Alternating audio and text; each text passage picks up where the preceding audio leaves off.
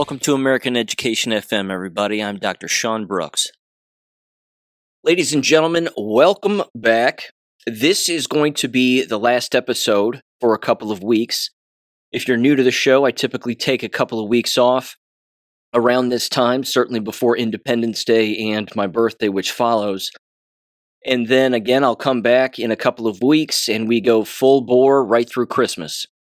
So just making mention of that very quickly. There is a new Substack out right now also, again, having to do with a lot of the news-related items of this particular Pride Month, quote-unquote.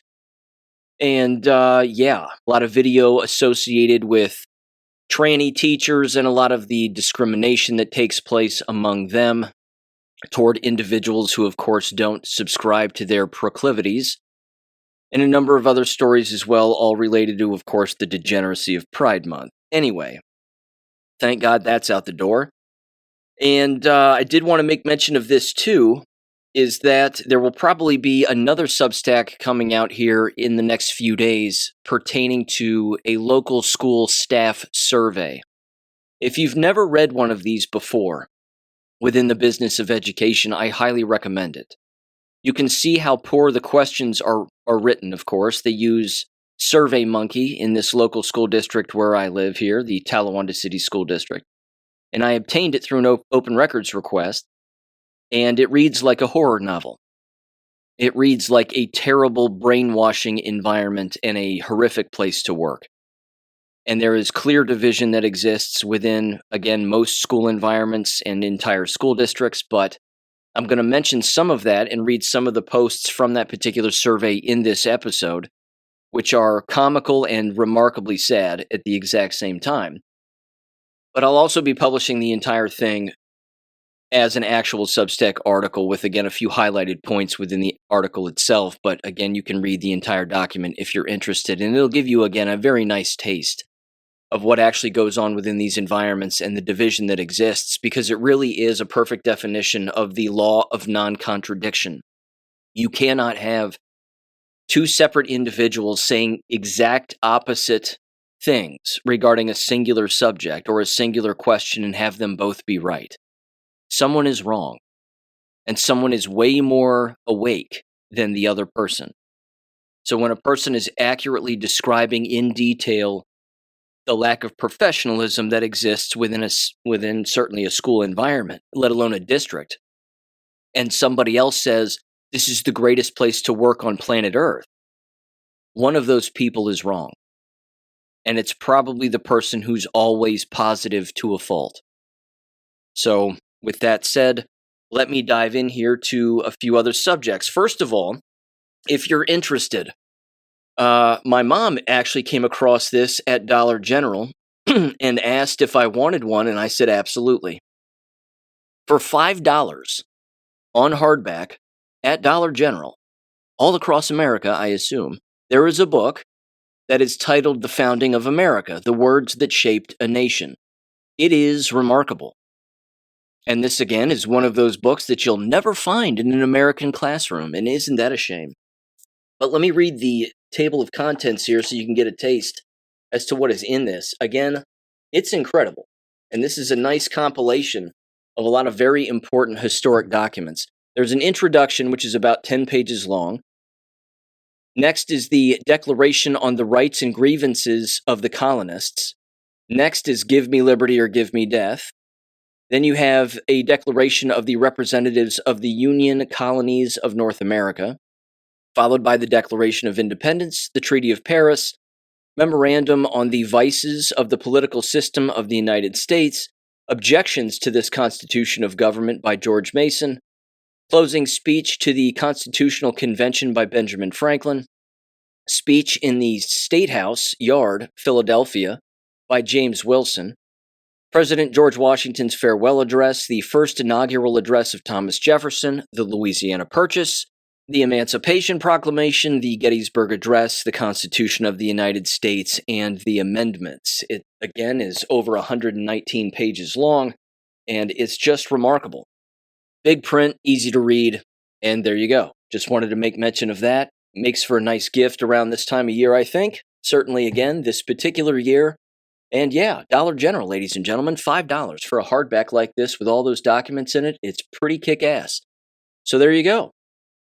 Okay, I came across this particular article. There's no transition here, but this has to do with AI videos that exist specifically on TikTok and YouTube, and how more and more AI videos are popping up, and they're not accurate in the slightest. I've commented on this before, how there are endless videos of very elaborate storylines. Again, it can be about something as stupid as celebrity all the way to warfare. And these videos, again, are not real. It's stock footage with an AI voice over top of it. Some of these videos, again, include topics like economics and a number of other subjects, of course. But if people are watching these and they're believing the messaging, they don't have to believe all of the imagery. But if the imagery is real stock footage of particular things, followed by, again, a robotic voice, which, again, sounds seemingly human to many, I would assume, and then it's telling a particular story about a particular event that may or may not have happened, most likely not happened, then it's, again, AI generated. And unfortunately, a great deal of people are believing these, along with, of course, children's cartoons and other kinds of useless content that exist. But this was from 9to5mac.com. That's the website. And it was titled, 60% of TikTok videos are AI slop, 21% of YouTube ones. It says studies by the online video editing platform Capwing have revealed that almost 60% of TikTok videos are AI slop, while the same is true for 21% of YouTube ones. TNW reports that a study analyzed more than 10,000 TikTok videos, and it said, quote, nearly 6 out of every 10 videos TikTok serves to a brand new account are AI-generated junk. That is the central finding of a report published by a video editing platform, Capwing, which analyzed 10,742 TikTok videos across 20 popular categories, and separately examined the first 500 videos shown on the For You page of a freshly created account. It says the exact percentage was 59%, while an earlier study found that the same was true of 21% of YouTube videos. This latest study revealed that the problem is even worse when it comes to videos aimed at kids. It says here, quote, within hashtag cartoon kids, which I suppose is one of the channels, 97 out of 100 videos checked were AI generated, leaving just 3 that appeared to be made by humans. Related tags were nearly as bad. Hashtag cartoons and hashtag baby songs both hit 83%. And hashtag 4kids reached 79%. Now, very quickly, as a side note, I've seen how a lot of these AI-generated videos are actually made. I watched a video describing how they're made and even how people monetize these videos and make money off of these AI-generated videos. They'll ask an AI system, a human, asks an AI system to create a script for a cartoon. They tell them how long they want the script to be, like a 10-minute video or something like that. Something small and digestible that a kid will click on and then immediately watch because their parents are brainwashed and just give them a cellular device or an iPad or whatever and say, go raise yourself. And then they'll just watch it. And then it just racks up numerous videos because if it's watched repeatedly, then of course it pops up in other people's algorithms. But they ask an AI system to generate a script, it creates a script, and then creates the movie based on specified characters or whatever that are all AI generated on another AI platform, and then they upload them to TikTok and YouTube to be watched by children. People make money like this. Again, just recycling garbage, basically. But the article goes on, it says the overall percentage of AI-generated content is likely to be even higher, given that the company only identified what it described as clearly AI-generated scripts and voiceovers, quote-unquote. The good news is that you can train both platforms to show less of it, as the AI slop levels were at the highest for a new user with no watch history. But those are still pretty terrifying statistics, and the problem is only going to get worse, unquote. It's basically just zombies creating zombie content for zombies to make more zombies. It's kind of my quick summary of all of that. But yeah, again, a lot of people can detect these videos at face value and you immediately know that it's AI generated, but a child isn't thinking about that. And a parent who's giving a device to a child isn't thinking about that either. And yeah, again, they're not really monitoring what it is that they're watching. So yeah, it is AI slop. There's no doubt about it because it's a whole lot of nothing. Again, you think about the amount of time that is being wasted on devices where people just aren't learning and they're just watching garbage consistently. That's very, very alarming. It, of course, doesn't help that the school system itself limits the use of these devices even for real educational purposes because, of course, they don't want the conflict in the classroom. They don't want a student saying, hey, look, I used a particular system on this technological device to find the truth about this. What do you think about this, teacher? And then the teacher, of course, pushes back and says, well, that's not true, and blah, blah, blah. Then you have an argument. Things get out of hand. Somebody reaches for the device. I mean, then again, you just have more conflict. But the same exact thing happens, of course, within the home and within these devices also. Children use these devices because the parents give them the device, and then when the parent seeks to take away the device, the child loses their mind. Little does the child know, like I said, or the parent know that the thing that they're watching is useless. So, again, if time and energy are the enemy's currency, then artificial intelligence, when it comes to some of these videos, certainly the ones that are not educational, they are sucking up people's time and energy. And you're just giving the enemy exactly what it wants. So yeah, it's not going to get better. No doubt about that. Okay. Supreme Court stuff. A lot of big rulings here at the end of June coming down the pipeline here. Same thing with the beginning of July. Keep your eyes peeled for these, of course. I mentioned them on a previous episode. I'm not going to run through the huge list, but of course, a lot of it has to do with birthright citizenship and a number of other things, voting, things of that nature. Here's a good one that just passed the other day. This is from American Greatness. Supreme Court sides with Trump administration on removing green card holders accused of crimes. In a 6-3 decision Tuesday morning, the Supreme Court ruled in favor of the Trump administration, holding that green card holders can be stripped of their status if they traveled abroad while facing criminal charges involving moral turpitude, finding that pending allegations are sufficient to subject them to removal proceedings. The court said immigration officials do not need clear and convincing evidence of a crime at the moment a green card holder re-enters the United States to treat them as an applicant for admission, quote unquote, by the Department of Homeland Security, DHS. The case specifically was Blanche versus Lau, which focused on a Muk Choi Lau, Gesundheit, a Chinese national who became a U.S. resident in 2007. He was arrested in 2012 and charged in New Jersey for allegedly selling $300,000 worth of knockoff shorts. Well, of course he did. While Lau was awaiting trial, he left the United States, but upon his return, he was deemed an applicant for admission by the Department of Homeland Security, which sought his removal from the United States. The majority determined that the Immigration and Nationality Act does not require border officers to have clear and convincing evidence of a disqualifying offense at the exact time of parole.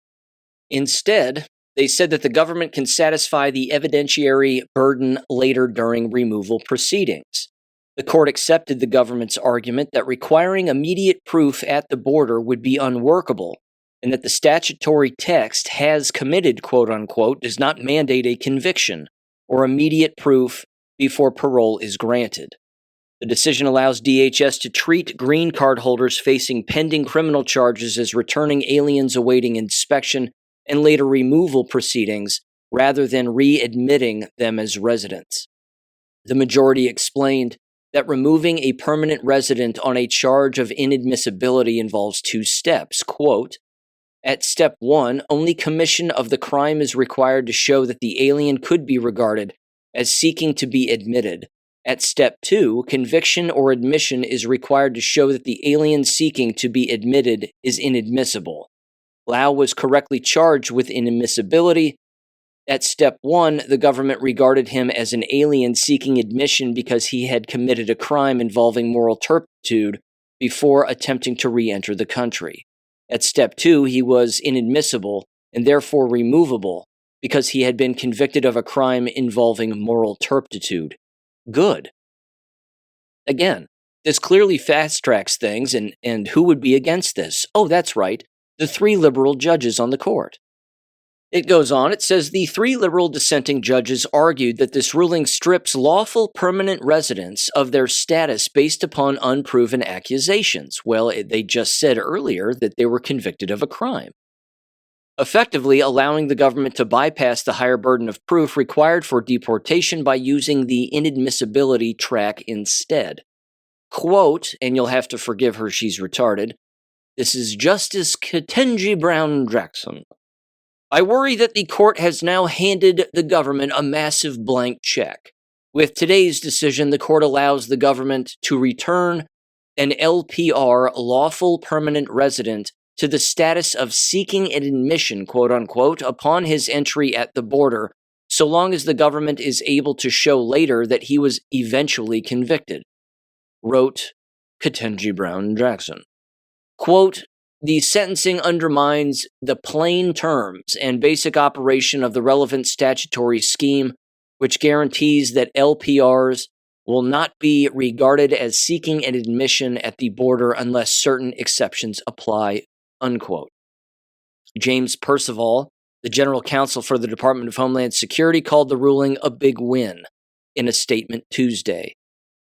Quote, today the Supreme Court affirmed an important tool DHS has long used to prevent criminals from entering our country, big win, unquote, Percival posted on X. Good. Again, this is a good thing.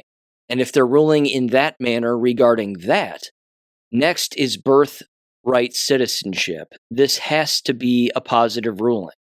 No more anchor babies, please. And again, if they were born here illegally from illegals, then they gots to go.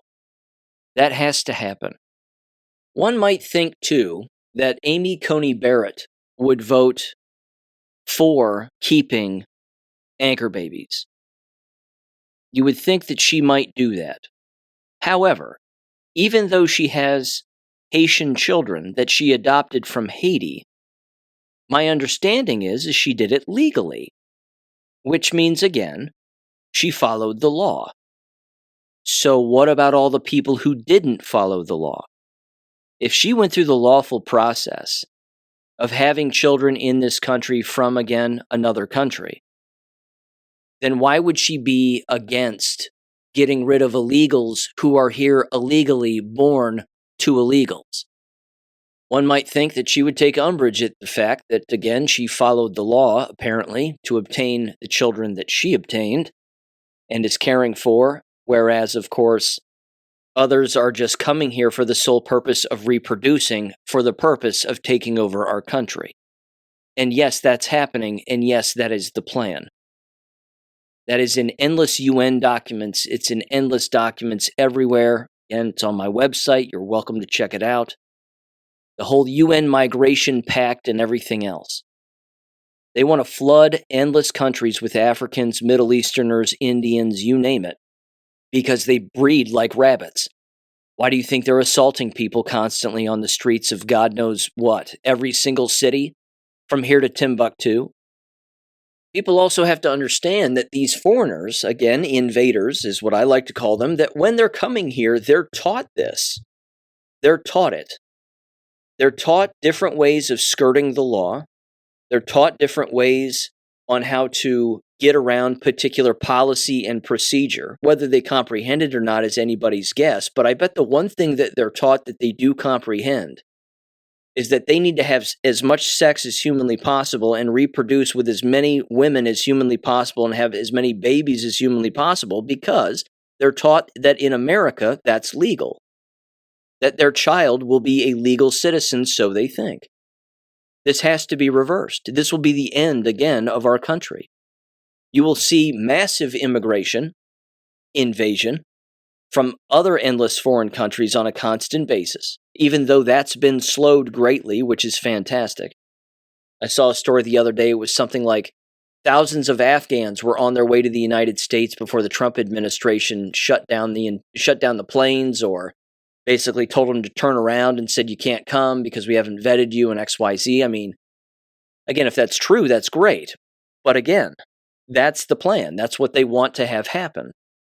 And of course, as we know, USAID was behind a great deal of this also, USAID. And now they've been shut down, and now we just need to go after Jewish Family Services and Catholic Family Services and those organizations and those NGOs and shut them down too. And then, again, that means foreigners won't get airplane tickets, which is a good thing. Okay, now speaking of deterrence, a concept, of course, that I've brought up on the show on numerous occasions and how it does work, specifically in warfare, that if you use the law to the fullest extent and you apply it evenly, people will eventually snap out of it. They will wake up out of the brainwashing trance that they have been in their entire life and certainly been programmed into believing particular things that are not real, like, of course, protesting ICE without actually reading the law first and recognizing what's going on in this country, just protesting them outright. Well, as it turns out now, a bunch of Antifa bros and gals have all been sentenced to massive prison time. And I've got a little summary here regarding some of these sentences and the timelines of these sentences, because again, when you give 100 years, 50 years, 70 years, 30 years to these individuals, it's absolutely fantastic. Your gay little club of Antifa members is going to slow down dramatically, and you're going to have a little less participation, I think, a little less people showing up at the old parade. So here's a little grok breakdown of some of these cases. The Texas Prairieland ICE Detention Center attack, which was on July 4th of 2025, a year ago. The sentencings for this were on June 23rd of this year, 2026. The incident specifically was a group described by prosecutors as the North Texas Antifa Cell. Again, they don't even hide it. They would do well to come up with something else, like we're the Cupcake Brigade or something.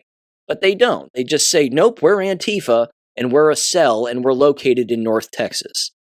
Again, if you're trying to skirt the law, it's a bad name. Anyway, it goes on. They rioted outside the Prairieland Detention Center near Dallas, Alvarado, and they allegedly shot fireworks, vandalized property, vehicles, and opened fire, wounding an Alvarado police officer, in the neck. Prosecutors called it an act of terrorism involving weapons, explosives, and attempted murder. Here comes the sentencing. 9 defendants were convicted by jury or pled guilty on charges including providing material support to terrorists, rioting, using weapons, explosives, obstruction, and attempted murder. Arrests happened shortly after the event, and one fugitive, a Benjamin Song, was caught later. Again, the sentencings were on June 23rd, and 8 people received a combined 450 years in prison. Benjamin Song, former Marine reservist, accused ringleader, who allegedly yelled, "Get to the rifles," and fired, got the maximum 100-year sentence. So, he'll be dead. Others, 30 to 7 years each. For example, some got 50 years. Prosecutors linked them to Antifa ideology, anti-government, anarchist, Marxist networks opposing law enforcement and immigration enforcement. Defendants and families denied formal Antifa ties, calling it a protest in support of immigrants that escalated. Some claimed guns were for self-defense and shots weren't intended to harm. Defense argued it wasn't planned violence. Well, yeah, it was. When you bring fireworks and guns to a protest, what are you planning on doing? Also this month, on June 16th, you had Direct Action Minnesota, and their acronym, of course, is DAM, because why wouldn't it be? Anti-ICE actions, charges, and arrests. Again, on June 16th, prosecutors charged 15 people, members associated with DAM, Direct Action Minnesota, and subgroup Black Cat Workers Collective. These people are so dumb when it comes to their names. Can you pick a better name? Why does it always have to sound like some, Japanese cartoon or something? It's just ridiculous. With conspiring to impede federal immigration enforcement Operation Metro Surge, Allegations included blockades, throwing ice at vehicles, because, sure, you're throwing ice at ice. Isn't that hilarious? I'm telling you. They sound like American school teachers. It's so dumb. Harassment, surveillance, planning against officers, stalking, threats, and assault on federal officers. There were 12 arrested in coordination with the operation, 1 already in custody, and 2 fugitives. Charges are conspiracy to impede, injure officers, interstate stalking threats, solicitation of violence, assault on officers, property destruction. Tied to protests against ICE operations, and prosecutors described the groups as having Antifa ties and violently opposing law enforcement, immigration enforcement, and defendants claim it's criminalizing legitimate protest and dissent. Again, you can protest without bringing fireworks, guns, and ice to a particular event and then shooting them off and throwing them at people, let alone hitting a federal agent in the neck with a bullet. I mean, there's other ways of doing it. That's not a protest. That's a straight-up assault. But either way, the convictions are great deterrence. Yeah, give them 30 years in prison. Give them 50 years, 75 years, 100 years. Watch what happens. I'd be willing to bet that the pajama club members are all going to decline in their enrollment. They won't want to participate. If they're affiliated with it, then yeah. I remember seeing a video of one of these ICE detention facilities. It was recent, too, last couple of months. But again, Antifa everywhere, or Antifa wannabes all over the place, wearing their helmets, their masks, and they're just pointing fingers and screaming. And this one Latina woman walks up and she goes, "Everybody needs to go home. You all need to go home." I mean, she was a part of the protest, but she was like, look, they're going to start hitting the streets and they're going to corner off this entire intersection. And if you're here, you're going to get arrested because they're, again, going to charge everybody with the exact same crime. You're throwing things at federal agents. Go home. It's time for everybody to go home. And they all look confused. Now, I mean, it's not exactly Robert E. Lee giving, general orders on the battlefield during the Civil War or anything, but at the same time, they look disorganized and they look, again, confused. And they're standing around like, well, what do we do? Should we stick around or should we go home? And then one of them's like, whatever, I'm staying. And another person's like, yeah, I'm staying too. And then other people are like, F this, I'm out. I don't want to get arrested. Again, there's no organization. It's chaos. But if you go after the money and you go after the people paying these people, then that means, again, a lot of them aren't even going to show up because they're not being paid. Because, again, they are being paid in many cases to be there. And there are endless interviews of these participants, again, openly admitting this. They're openly admitting that they get checks upwards of like $30 an hour if they just stand there, and then they'll get $50 an hour if they actually agitate, which means throw things. Shoot things, throw things, get in somebody's face on camera, the whole thing. How brainwashed do you have to be paid to, again, participate in a protest either in a non-violent or violent way? You couldn't be more of an NPC if they wanted to be. But that's what being an NPC will get you. It'll get you 100 years in a federal prison. It'll get you, again, 35, 50, 75 years. I love it. Keep up the good work. Okay. Now, this one is from the Skiff, and this is worth also mentioning as well. This has to do with election fraud now, but Mike Lindell apparently has had his Dominion lawsuit by Dominion against him for like whatever it was, $1.3 billion. It's basically been dropped completely. And no one seems to be talking about this in the slightest. But again, he's not now being sued by Dominion voting machines because he was proven right in court that the machines were messed up and are messed up and purposely messed up. This is from the Skiff, though, over on X. It says the following here: significant findings from the new 799-page Dominion documents and the stolen 2020 election. Ballots exceeded voters in 3 decisive states in the 2020 election: Michigan, 499,850 more ballots than there were voters, with a margin of 154,188. Yeah, that'll swing an election. Pennsylvania, with 155,053 more ballots than voters, with a margin of 80,555. Georgia, Fulton County alone, had a 22,534 more ballots than voters, with a margin of 11,779. Each discrepancy independently exceeds its state's margin for victory. The Public Interest Legal Foundation documented that Pennsylvania distributed approximately 3.1 million mail ballots in 2020, and that 440,781 of those ballots were classified unknown, quote unquote, meaning election officials had no record of what happened to them, whether they were returned, not returned, counted, or discarded.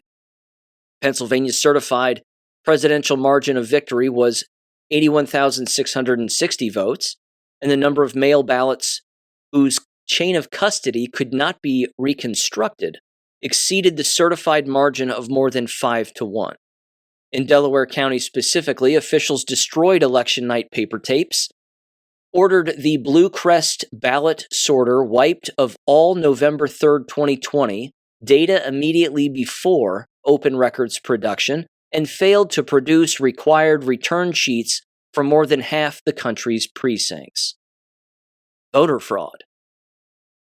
Coordinated, lots of participation, not accidental, on purpose, to overthrow a government.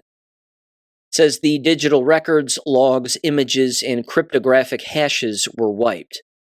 Atrium County Elections Management System had all 2020 adjudication logs manually removed, while prior year logs remained intact. The 68.05% tabulator log error rate that triggered mass adjudication cannot be audited because there is no record of who adjudicated what.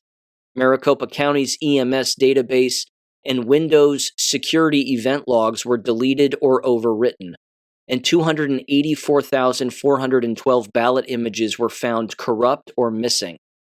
In Mesa County, Colorado, a state-supervised Dominion trusted build, quote-unquote, deleted 28,989 files from the EMS server, including at least 695 log and event log files required by federal and state law to be retained for 22 months.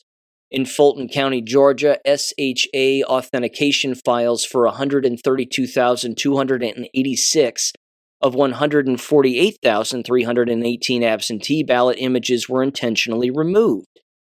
17,852 ballot images were missing from the official recount, and the county admitted in federal court that it did not preserve the majority of in-person ballot images for the November 3rd original count. Arrest these people. These findings describe not isolated mismanagement, but a layered collapse of election record integrity in precisely the jurisdictions that decide national power. It goes on. This is lengthy, so bear with me. Inflated rolls create capacity for fraudulent ballots, broken poll books, and voter histories. Server and voter to ballot link. Ballot custody gaps and mass adjudication obscure which ballots are real and how they were interpreted, manipulated, or opaque tally systems convert those ballots into unprovable totals, and targeted destruction of logs and images eliminates the forensic trial that could expose or disprove manipulation. Well, yeah. If you don't have evidence, it's tough to go to trial. If you delete evidence, however, and you're in charge of preserving evidence, then you arrest the person who's deleting evidence. It says, from a national security perspective, this means U.S. election infrastructure formally designated as critical infrastructure is currently a high-value, low-risk target for foreign intelligence services and aligned domestic networks, and that the United States lacks both the evidentiary resilience and the deterrent posture expected of a system that allocates sovereign authority. Then it says fictitious ballots and ineligible registrants were injected at scale. 6,691 fictitious ballots identified in at least one state Thousands of ineligible registrants entered via a 1/1/1900 placeholder birth date. That's hilarious. So you had thousands of people showing up who were claiming that they were born on the exact same date. Private NGO obtained real-time API access to statewide voter files without public contracting or security vetting. And then it says systematic destruction of ballot images and cryptographic authentication files. 315,000 plus advance vote ballot images destroyed in one state, 132,286 SHA cryptographic authentication files intentionally deleted in one county, permanently eliminating ballot image integrity verification. Machine tally tapes physically destroyed before a records request, with a sworn admission that they wouldn't match the election results, quote unquote. Targeted deletion of all 2020 adjudication logs, prior years intact. Every adjudication log for 2020 was absent in one county, while prior year logs on the identical system remained intact, consistent only with targeted deletion. 37,000 database queries were run against one county's election management system following a legislative subpoena. And then finally, vendor-directed log destruction and selective prosecution of the whistleblower. Quote, trusted build, quote unquote, updates approved by state officials deleted tens of thousands of legal mandated log files across multiple jurisdictions. The official who preserved forensic images was criminally prosecuted. No official who ordered destruction in any jurisdiction has been charged. This is just a slice of a fraction of how the 2020 election was stolen, facts, examples, figures, etc. There is so much more, but one thing is for sure, the 2020 election was stolen, unquote. But Mr. President, you don't have any evidence of voter fraud. There's no evidence that the 2020 election was stolen. There's just no evidence. How on earth could anybody in the media say that there's no evidence and then say it to the face of the President of the United States, who is in charge of every branch of the military? Again, the 2020 election was a sting operation. They knew that they were going to take it in 2020, and they were going to let them.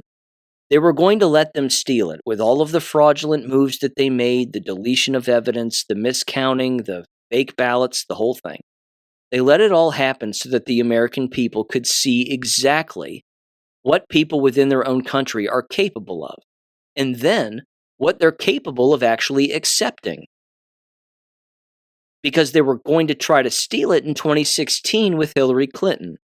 But too many people came out to vote for Donald Trump. The military, it's certainly the good people in the military, didn't have to swing the 2016 election in a direction for Donald Trump, knowing full well that Hillary Clinton was cheating, and she was, but they got caught. And when you take that and you combine it with overwhelming Americans who hated Hillary Clinton and voted for Donald Trump because he was a breath of fresh air, and why not? They didn't have to actually override anything. They just let it play out. But then again, voter fraud came back in 2018 and then 2020. And with the good guys in charge at that point, throughout all branches of government, well, certainly the military anyway, and the executive branch, then you could catch anybody that you wanted. And they did. Which is again why, after the 2020 fake election, if you criticized anybody, certainly the voting machines or the companies behind it, they would send you a cease and desist letter. And I'll never forget the number of people who cowered to the whole Dominion voting thing. Fox News cowered to it immediately, and then they just stopped talking about it. The outlet and publication American Thinker, again, I used to write for them as well, published a few articles over there. They immediately got a cease and desist letter. Don't you dare talk about Dominion ever again, or else we're going to shut your website down. And they were like, sorry, we apologize, we won't do it again. Well, again, stand your ground. If you know you're right, then don't back down. Mike Lindell didn't back down, and he was proven right in court. Because yes, the pillow guy was right, quote unquote. There was voter fraud. It was stolen. But it was, again, a sting operation. It was done to catch these people. This is going to be overturned. This will be overturned in Donald Trump's administration. It has to be. The evidence is just overwhelming. But remember, if Leslie Stahl of 60 Minutes says there was no evidence, well, then we should just believe her. And if Kristen Welker of NBC News says, Mr. President, there's no evidence, then again, we just have to believe her because she's smarter than the President of the United States. Those two women have more access to information than the President of the United States. Give me a break. It's not a matter of if, it's only a matter of when. When is this going to be again rolled out to the American public on a grand scale? And then, of course, the executive branch is going to have to force the media to cover it. And Fox News will be eating so much humble pie, they'll choke on it. Remember, they called the 2020 election first. Brett Baier, Martha McCallum, and the whole gang, they all did it. Arizona's gone for Joe Biden. And then that was it. It was all over after that, and everybody, again, with a brain in their skull went, voter fraud. Pretty clear. And, of course, we were told about the voter fraud and that the entire thing was going to be stolen back in the summer of 2020, in detail. That, again, the media was just going to take it and just tell everybody that Biden won no matter what. And then all hell broke loose. Hell, this show got shut down. I criticized Dominion and Joe Biden, and on Inauguration Day, this show blew up and again stopped existing for 48 hours. And then, of course, rather famously, at least on my perspective, they started deleting my Storm books because we can't have proof of election fraud out there on Amazon for people to buy, read, and actually archive themselves. Can't have that. No explanation, just gone. I love it. And I wasn't the only one. It happened to endless people. Congress even again proved it. Massive document proving all of that deletion of books and articles and podcasts and shows and targeting people and the whole thing. Because we knew that there was election fraud. It's astounding. But the number of people who actually think that Joe Biden was president, that also is an astounding number. And those people should be institutionalized. Okay, on to education here. First of all, the Los Angeles Unified School District Superintendent has now resigned. I reported on this back on February, I believe, of this year, when the FBI raided his home, both homes, believe it or not, and his office as well, confiscated endless documents, computers, technological devices, etc., etc. And normally when the FBI does that, certainly in Los Angeles, it's not because they're looking for some comic books. It's usually because you've engaged in a serious amount of money mismanagement and illegality, among other things. So now he's resigned. And yeah, he was making upwards of $500,000 a year, give or take. I believe he's the second highest paid superintendent, or was the second highest paid superintendent in the United States. So yeah, good riddance. It's what you get for breaking the law, trying to make a few extra bucks when you've got plenty of dollars at your disposal. Again, the sociopathology of illegality and criminals in general fascinates me. These people are multimillionaires. They own multiple properties. They pay no mortgage payments. They drive whatever car they want. They have money in the bank. They get paid way too much money to do a very simple job. But they want more. They always want more. They want one more scoop of ice cream. They want one more peanut. It doesn't matter what it is. They're full to the brim, but they always go back for more, and they think they can get it for free. And they haven't paid for it, and obtaining it is illegal, but they just do it anyway, because who's going to look in my direction? And then that, of course, is their blind spot. You would think that everybody would be paying attention to a Los Angeles, California superintendent who's making $500,000 a year. That there would be endless eyes on that person all of the time. And that they would say to themselves, maybe I shouldn't do this because it might even give off the perception of being illegal. Again, apparently, as the allegation goes, it had something to do with some other business venture, specifically, again, related to education. I don't know if it was AI related or curriculum related or something, but money was being laundered. And it was probably, again, having something to do with technology, probably something, if I had to take a guess, something having to do with FERPA violations, if not, again, personal student information, which is a very small leap to, of course, child trafficking. Again, I don't know that for a fact, but if you're talking about a school environment and you're talking about technology devices being confiscated and you're talking about money, well, children are the commodity within a school district. Children bring in money, money brings in children, vice versa. Again, I don't have any proof to back up any of that, but it's not a big leap to make. It just isn't. Those dots are almost on top of each other. Why wouldn't he give up certain information to certain groups who paid for it and wanted it? He might. It's possible that happened, but highly illegal, no matter which way you slice it. Okay, fortunately, it's horrible people like that lead to working environments like this. This is the Talawanda City Schools Climate and Experience Survey. Now, having taken these myself as a former school teacher almost on a year in, year out basis, certainly at the middle school and high school level when I taught, I can tell you a number of things about these surveys. Number one, they are usually annual. They usually show up every single year. There's a great deal of fear and paranoia surrounding these particular surveys.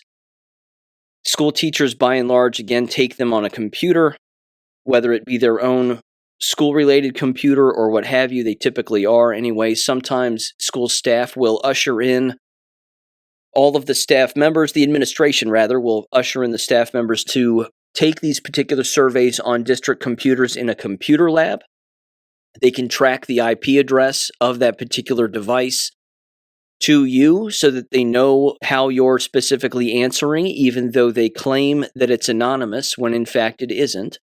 And then the results of the survey, if they are ever published, which rarely they are and rarely do staff members actually get to see their other staff member, other coworker responses to these surveys, that retaliation is one of the methods that gets used on a consistent basis to go after the dissident employee, as it were. A person, again, who is asking questions or just dissatisfied with what's going on or has been mistreated, or, again, details their mistreatment, and a number of other things. So everything leading up to these kinds of surveys is usually remarkably filled with, I would say, again, paranoia and unprofessionalism. Not to mention, if there are other surveys of satisfaction or dissatisfaction or quote-unquote climate within the environment that exist, again, throughout the course of an entire school year, usually that's as a result of some reactionary response to something terrible that has occurred within the actual building. I remember I was working, again, in Punta Gorda Middle School in Punta Gorda, Florida, and the building administrator there, the female principal, Kathy Corsoletti, was an absolute abomination and remarkably unprofessional. She basically just looked like, I don't know, a skinny Italian wino. And she was just awful. Again, she didn't have a brain in her skull, and it was just constant intimidation, constant bullying, passive-aggressive personality, narcissistic disorder, 1,000 other things. I mean, she was a nutbag. But randomly, again, seemingly out of nowhere, she would conduct an evaluation like this, because anytime that she would conduct a specified evaluation with a boatload of questions, it was usually being done again as a fear tactic. So in an evaluation like this, again, certainly not one at the end of the year necessarily, but one, say, in the middle of the year, can be used as an intimidation tactic to basically, again, figure out why people believe the things that they believe and whether they like what's going on or whether they don't. Again, it's common within the education business. It's very common. And like I said, it's typically annual, and climate and experience surveys typically are, because then what will happen is district administrators will look at these surveys and they'll say, okay, this person isn't working out in this building as an administrator, so we're going to move them over here. Or this person, again, has quit. Other people are voicing their concerns about this person. Maybe we should take a closer look at this person. And then what you end up getting is you end up getting less individuals being fired, which is what should happen, and you end up getting a business that passes the trash. Again, very famously, they're referred to as lemons. You just move them around because you're still making lemonade, but even though you've squeezed everything out of them and they're no good, you still think you can get something out of them, so you keep them around, but you again just pass the trash. So, here's how this essentially breaks down. And again, keep in mind, if you've ever sent your children to an American K-12 school, their school teachers have usually filled out one of these sometime throughout their career. Again, parents typically don't get to see these kinds of surveys, but they should. Because if parents saw these surveys and the results of these surveys, they probably wouldn't send their children to these environments. I've said it a million times, it bears repeating. If you got food poisoning in a restaurant, you'd stop going to that restaurant. If you heard about food poisoning in a restaurant that you've either been to or never been to, you'd probably never go there ever again, let alone go there for the first time.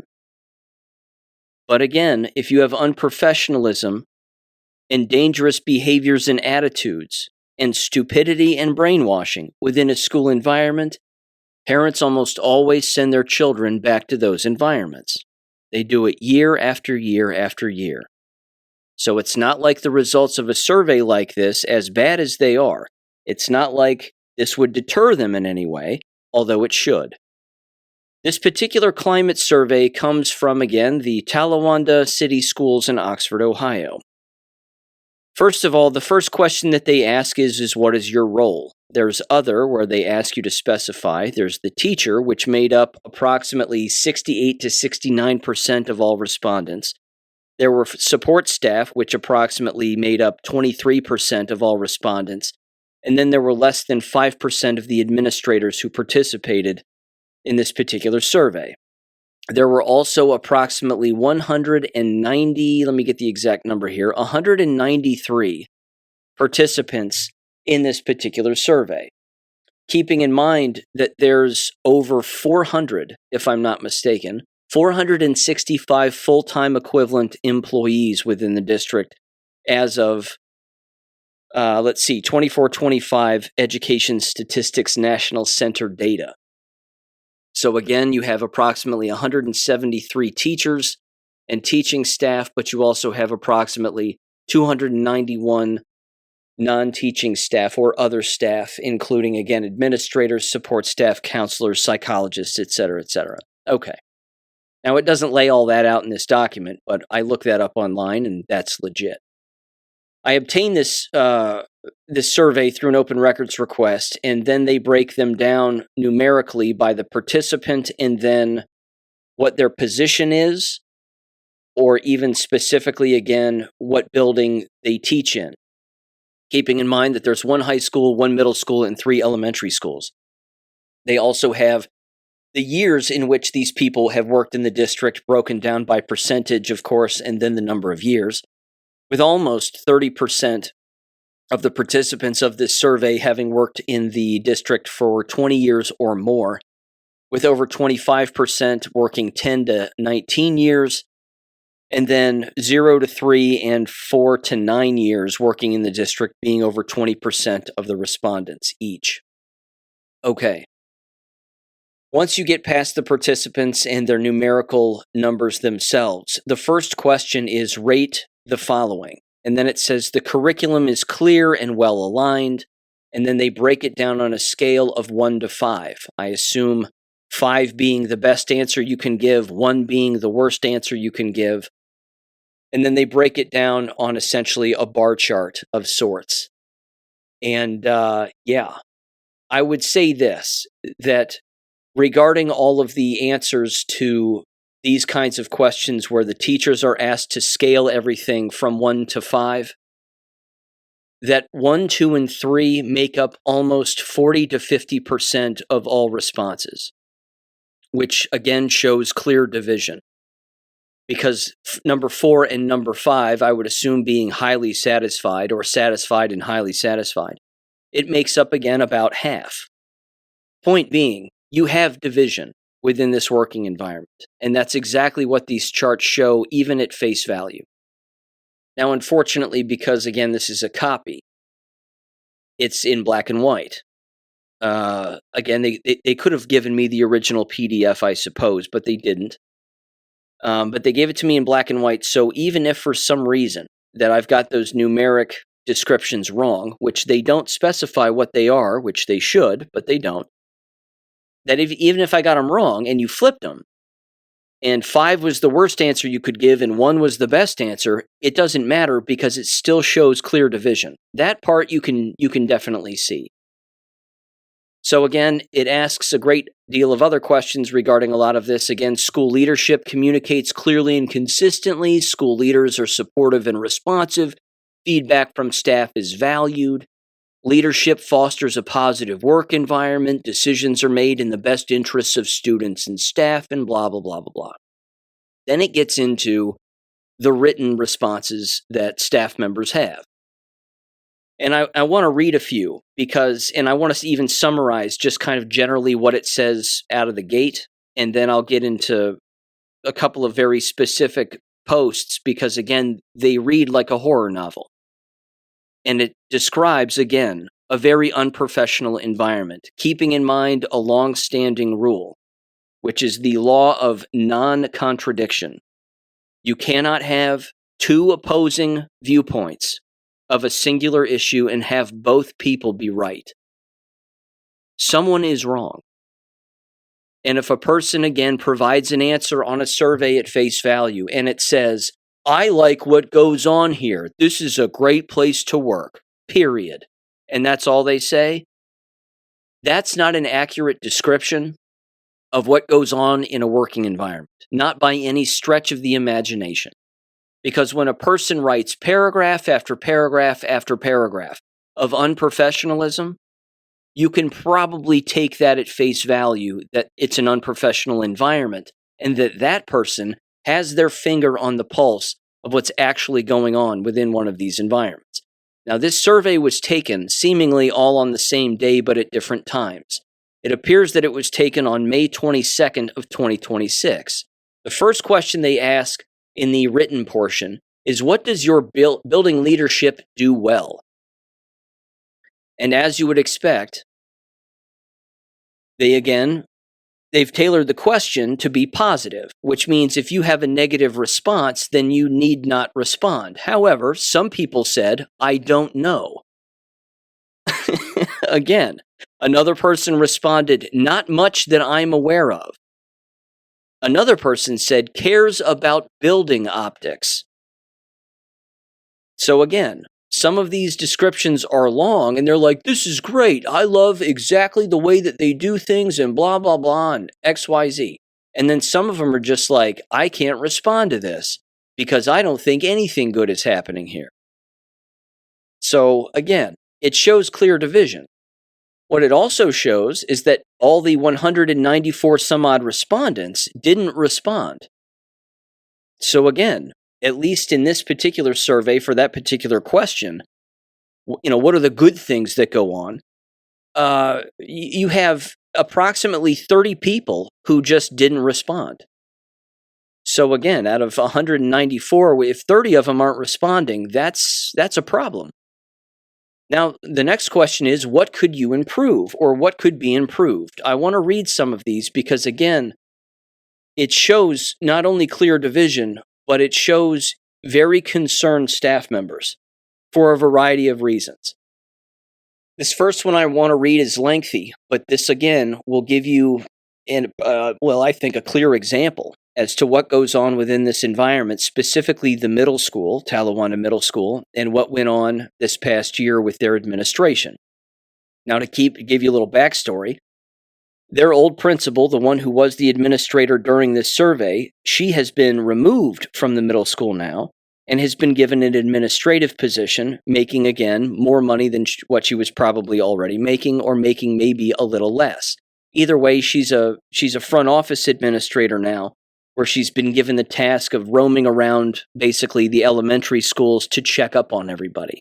This is not a woman who is respected. Her name is Dr. Pam Thurer. She was also the Title IX coordinator during the Jason Mers Title IX investigation, and was given that role after the fact, after the Title IX investigation already kicked off. But this is not a smart cookie. and she's not respected by any stretch of the imagination. So this was a comment again from a middle school teacher, and here's what they said, quote, again regarding what could be improved, as was the question. They said the following, quote, almost every aspect of the role and responsibilities of the building principal could be improved. There is very little helpful communication that comes from the building principal. As the leader of the building, you would expect for her to be organized, efficient, and consistent when it comes to communication, since that is an integral part of school culture. On the first day of school, there was not even an announcement to welcome students back to school and the new year. This was following a disastrous open house presentation that left many of our 6th grade parents extremely overwhelmed and frankly nervous for the school year. Side note, Jason Mers, the accused pedophile, is now going to be the middle school principal. You talk about passing the trash, ladies and gentlemen. Imagine the concern among parents now. Again, all they had to do was fire these 2 administrators, but they didn't. Also keep in mind that in this middle school, the assistant male principal quit. And he quit, as some of these respondents even say, because of the district administration, their incompetence, and of course, this female principal of the middle school, Pam Thur. The comment goes on. It says, let's see here, blah, blah, blah, blah, blah, and frankly nervous on the first day of school. As a staff, we are also frequently left hanging when it comes to information sharing. The weekly email is essentially a copy and paste newsletter each week with no details about upcoming events and no accurate building calendar to help with planning. BLT meetings were essentially shut down by our principal in October and not resumed until the spring only once, at which time the members were told that the new purpose of the committee was just to receive information from administration and disseminate it to their grade level department. BLC meetings are not productive because administration repeatedly refused to acknowledge the concerns, instead stating that those concerns are simply not happening. In addition to the lack of communication to the staff as a whole, individual communication is almost non-existent. Emails will go unanswered for weeks and months. Despite follow-up from staff members, and verbal conversations never end with any decisions from administration. There is no opportunity for teachers to ask real, meaningful questions or offer feedback and suggestions without fear of reprisal. Ah, yes, fear of reprisal. A common thread throughout every American school district, ladies and gentlemen. It happens consistently. If you ask questions and you have concerns, they go headhunting. Again, it's HR policy. This is building administration policy. This is the way that they treat people. You cannot have an environment like this at the district level or individual building level and ever expect to be successful. You just won't be. By definition. It goes on. On top of communication, they said, there is an extreme lack of consistent discipline. Administrators seem to care more about the public school works numbers than the educational environment for students. The teachers at TMS are experts at working with middle schoolers and use a plethora of tools when supporting student behavior, but there is almost no follow-through once the student's behavior escalates to the point of office intervention. Many times, the only discipline issued was a talk, quote unquote. If there were consequences assigned, there is little to no communication with teachers. And if students skip, quote unquote, there is rarely follow-up action. Administration assigned numerous lunch detentions this year without putting them in the PSW system, and then followed up with zero consequences when students skipped them. See, that's called fraud. That's actually computer fraud. And it's discipline fraud. Like I've said a million times on the show, they eliminate discipline referrals. They do this as a general practice. And then those discipline referrals, of course, and those numbers are supposed to go to the state. So if you manipulate them at the building level and you delete them and you're dishonest with everybody, the state's not going to get any accurate information. Because it's fraud. Students were placed, it says, in ISS without communication to the ISS monitor or the teachers. Again, without putting into Public School Works, which is an online database. Middle schoolers need clear, consistent expectations to thrive, as supported through numerous studies, and there is nothing resembling clear and consistent coming from the office. The kids know that they can essentially do whatever they want, and teachers feel zero support from administration. The TMS building climate is in shambles. As a teaching staff, along with our incredible support staff, we have spent the year operating under a blanket of fear. TMS has incredible teachers, EAs, and support staff who have spent decades doing everything in their power to make sure we are focusing on what is best for kids, but our collective knowledge is being ignored by our principal, Pam Thur, who has almost no experience with middle school students or middle school philosophy. Not only is it being ignored, she is actively trying to silence any dissension through fear and vindictive actions, such as involuntary transfers that have no logical reasoning behind them. Staff do not feel that they are valued, that our voice matters, or that anyone is willing to support us beyond our own peer-to-peer teams." Unquote. Again, all of that was one massive response from a middle school teacher, I would assume. And that's common. That right there is, again, I could read the whole survey. It's 98 pages long, but I could read the entire thing, I suppose. But that right there, again, I just plucked that randomly. That's a random comment having to do with a person who is seeing the environment for exactly what it is. That comment right there is every book that's ever been written about the education business in a nutshell. And the sad part is that, again, based on the law of non-contradiction, on the opposite end, you have the absolute most brainwashed school teachers, specifically, again, in Kramer Elementary School, where Jason Mers was the principal and did assault a child, in my opinion. That when that happened, those teachers again all circled the wagons. One teacher even said, "Since Jason Mers has returned, he seems to have checked out." Basically implying that he doesn't seem to really want to be there. Well, no shit. He's been outed as a pedophile, in my opinion. Coming back to the environment where the assault took place around staff members, who many were interviewed for the Title IX investigation, would create a bit of an odd working environment, would it not? Here's the other sad part that this survey highlights, and it really is a consistent problem within every American school, in particular at the elementary level, but let's face it, it's at every level. Certainly elementary and middle school, I would say. There is this false philosophy that school teachers need to have their hands held all of the time by administration and by their fellow teachers in order for them to do their jobs. That's not true. So essentially, again, you have the babysitters within the environment clamoring for more babysitting of them as babysitters. So the babysitters need babysitters. We need help. We need more meetings. We need to communicate. We need to help each other. We need to do this and do that. We need to know what everybody else is doing. Again, no offense, but when the environment is filled with women, it tends to be filled with micromanagers. Not all women are micromanagers. Some of them are, though. And as a result, even men are micromanagers, where they get involved in things that they have no business getting involved in.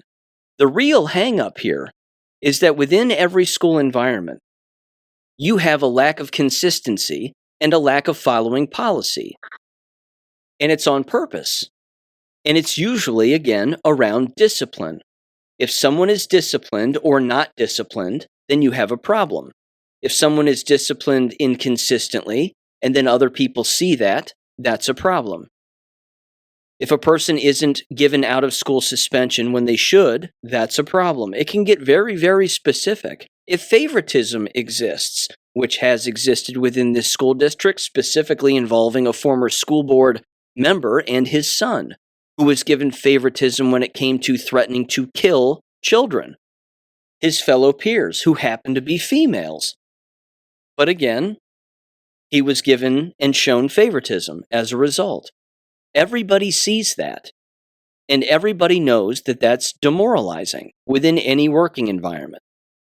It's not that the administrators who run the buildings, so to speak, and let's face it, they don't run much.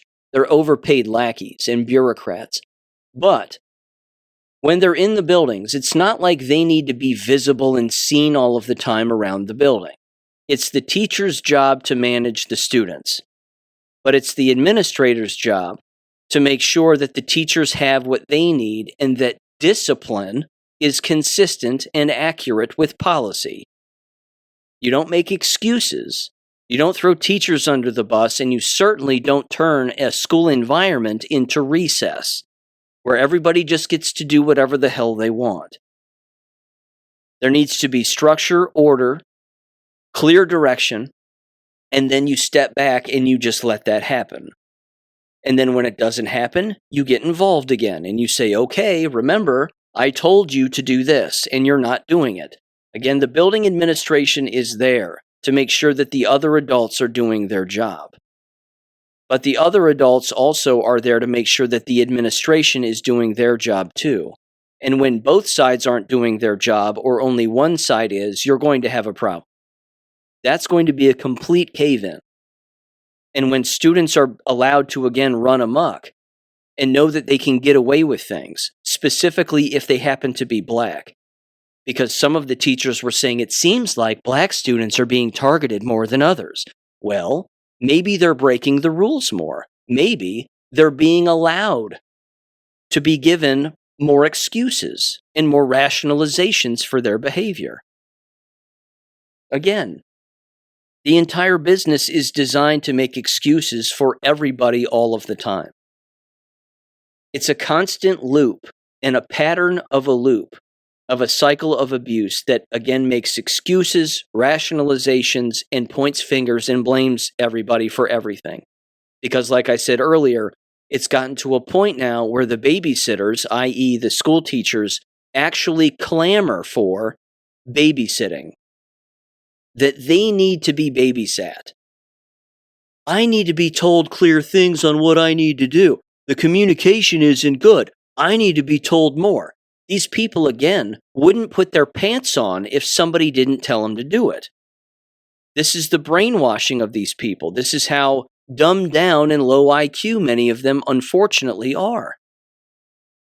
Because it's also not an environment for autonomy. The autonomous teacher, the one who shows up, does their job, teaches their subject, has little to no discipline problems whatsoever, and leaves, that person is going to go crazy because they're going to see chaos on a day in and day out basis with everybody else that they communicate with. And it's only a matter of time before it backwashes right onto their lap because it's going to eventually. It's one of the reasons why I got out of the business. I was a show up, do your job, go home kind of guy. A lot of people there aren't. They make things about politics. They make things about race. They make things about bitching all the time and 1,000 other things. And eventually, that washes up into your classroom because of their incompetence. And then it becomes your problem. So, again, I don't want to get too descriptive. However, I will say this. In the next Substack article, I will make the entire survey available. And just for shits and giggles, I took the entire survey, 90 some odd pages long, I tossed it into ChatGPT, and I asked it to summarize the survey. And holy shit, let's just put it this way, it wasn't favorable. Again, anybody can do this, but it wasn't favorable to the school district. It makes the school district look like a complete dumpster fire. Because let's face it, they're dumpster fires.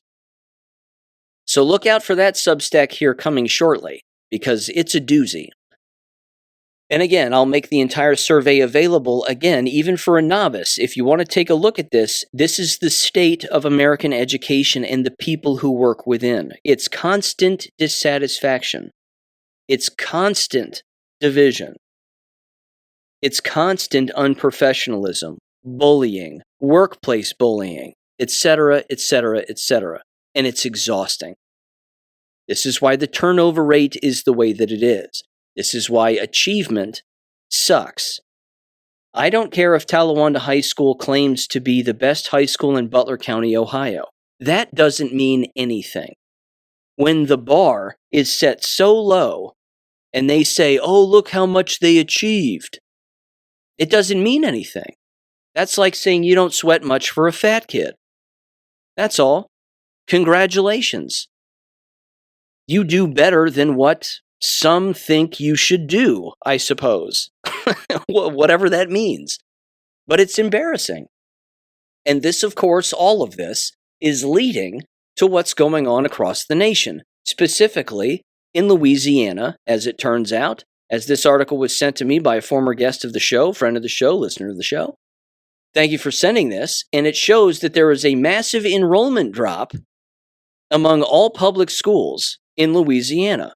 And more people are attending charter schools, micro schools, and the highest percentage, you guessed it, homeschooling. Let me give you some numbers here. Enrollment in Louisiana. This is from the Louisiana Department of Education. The latest enrollment in all public schools was 665,674 between the years of 2015 and 2025. There is an 8% drop. Remember my 11% number? That if 11% ends up being the percentage in enrollment drop in public schools, then all hell breaks loose. They're at 8%. Private schools decreased by 9%. Charter schools increased by 65%. Micro schools increased by 30%, and homeschooling increased by 72% between the years of 2014 and 2024, with the latest enrollment at 17,442. That's incredible. That's a very good thing. And what is it causing? It's causing schools to close down. Lots of them. Again, it's just like the Great Awakening. When people wake up, they don't go back to sleep. When they wake up to the lies, the deception, the unprofessionalism, and the mediocrity and subpar mediocrity, below mediocre, of American schooling systems by and large, even private and public and charter schools rather, even they're bad. But it depends on, again, who's there, who teaches there, what exactly is being taught. Is there conflict, division, yelling, screaming, or is there actual information sharing? That's up to anybody's guess, and that depends on the environment. But when it comes to public schools, the jig is up and the game is over. The only people advocating for it are the full-blown brainwashed. It's that simple. They don't know anything else. They need it because it justifies their existence, so they think. So without it, they have no existence. But homeschooling is only going to increase because public school and the entire system as it continues to be structured is becoming more and more irrelevant by the day. And I love it.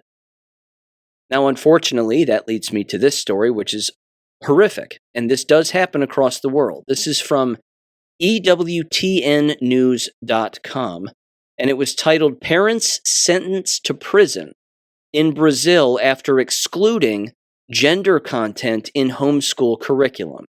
The judge said the fact that the 15 and 11-year-old girls do not enjoy popular music demonstrated an alleged deficiency in their cultural education. This is government getting involved in the family where it doesn't need to get involved with the family. Bear with me on this article because it's terrible. A Brazilian couple was sentenced to 50 days in prison related to the homeschooling of their two daughters, in an unprecedented case that has raised concerns regarding educational freedom and parental rights in Brazil. I'm going to get these names wrong. Adotto and Lida Dinardi, there we go, were found guilty of the crime of intellectual neglect, quote unquote, by a court in the state of Sao Paulo, even though the prosecution itself had requested their acquittal after concluding that the minors were not suffering from any neglect and were demonstrating appropriate academic and social development. The Christian legal organization ADF International, which is representing the family in the appeal, denounced the case as a grotesque abuse of criminal law and stated that it would continue defending the couple. The conviction, initially handed down in April of 2026 and currently under appeal before the 7th Criminal Court Chamber of the Sao Paulo State Court of Justice, will remain suspended while the appeal is being resolved. It says, I cannot conceive of a more dictatorial state. Lita Dinardi expressed her distress and defended the right of parents to choose their children's education. Quote, as a mother, I cannot conceive of a more dictatorial state than one that wants me in jail because I choose to exercise my right to direct the education and upbringing of my daughters, she told ADF International. My husband and I are hopeful that the court will recognize our right to choose the best education for our children and overturn this unjust conviction, she added. The couple began homeschooling their daughters in 2020 after realizing the limitations of the remote public education imposed during the COVID-19 pandemic. Since then, they report a significant improvement in their daughters' academic performance and have been able to incorporate family values and faith into their education. The article goes on, but I'll leave it there. You get the point. They saw the COVID live for what it was.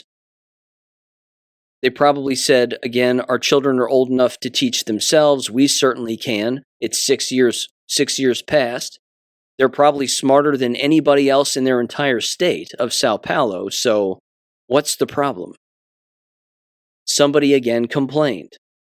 This was probably again driven by another parent or somebody else, or who knows. Maybe they filled out a curriculum survey that they're forced to fill out as parents, as homeschooling parents, and they basically said, yeah, one of the positive things that we do is we don't have them consume popular music because it's dog shit. Because let's face it, it is. Certainly nowadays.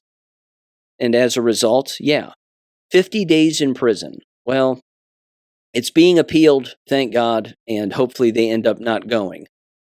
But again, the state is always coming after logical, faith-based, common sense parents all of the time, because if you don't drink the government Kool-Aid, certainly when it comes to schooling, you set a bad example as far as they're concerned. And they don't want more people leaving their government indoctrination centers, because then you'll have generations of youth turning their attention toward government and not in a way that government wants.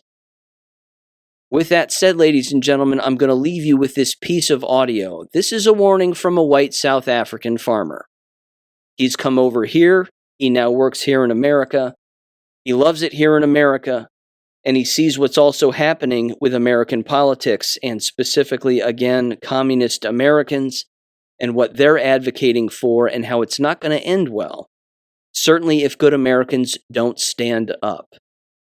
So with that said, I will end with this piece of audio. Thank you for listening as always. Keep again tuned into the Substack channel, theamericanclassroom.substack.com. There might be a few war videos out there over the next couple of weeks.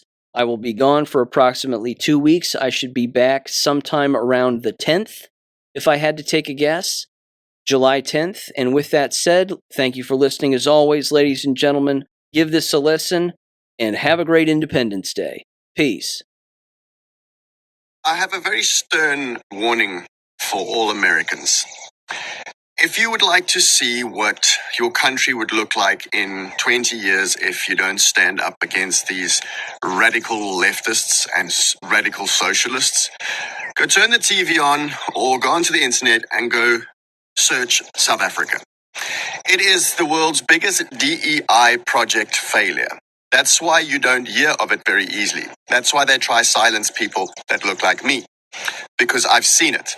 I've seen how quickly and how drastically a country can decay into absolute anarchy, where your railway systems don't work, people are raped every 2 or 3 minutes, the crime is through the roof, the murder rate is through the roof, they start chanting, kill white people on national TV.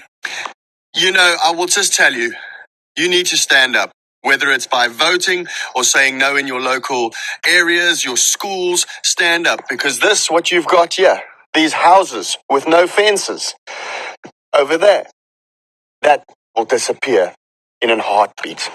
Those flags will be known as racism and hatred. Your American flag, yes, mark my words. I've seen this. I've seen this with my own eyes. I'm only 39 years old. I haven't heard about it. I've lived through it and I've seen it.